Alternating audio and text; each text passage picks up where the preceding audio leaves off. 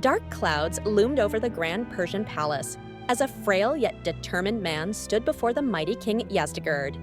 Chains rattled at his wrists, but his gaze was unwavering. The king's voice boomed across the hall.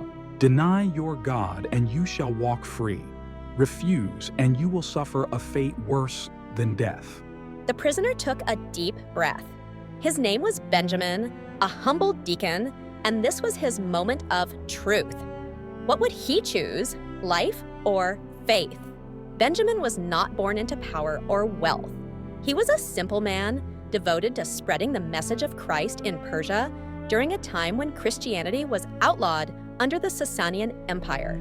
As a deacon, he tended to the poor, healed the sick, and preached hope in a land gripped by fear. His kindness drew many toward the faith, but it also attracted the wrath of the king. When the authorities finally captured him, he was thrown into a dungeon where his fate seemed sealed. For 2 years, Benjamin suffered in a dark prison.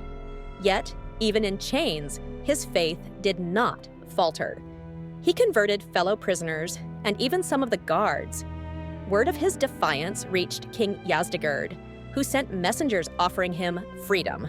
But at a cost. You may leave, they told him, but you must never speak of your God again. How can I remain silent about the truth? I would rather suffer than betray my Lord. Furious, the king ordered a brutal punishment.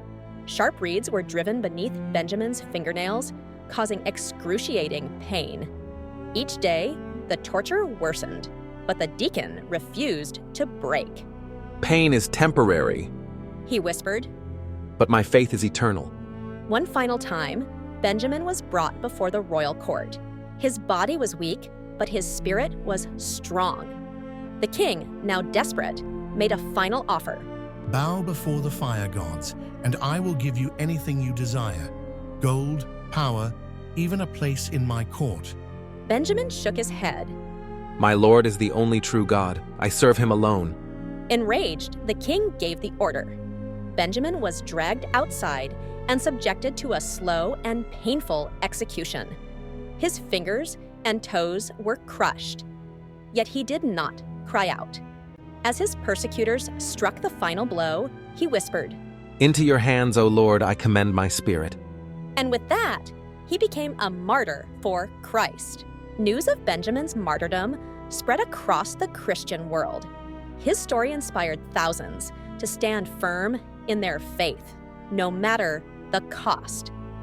Even centuries later, believers remember his unwavering courage and his refusal to be silenced. The church honored him as a saint, a beacon of light in a time of darkness. Today, we celebrate his feast on March 31st, remembering the deacon who chose faith over fear.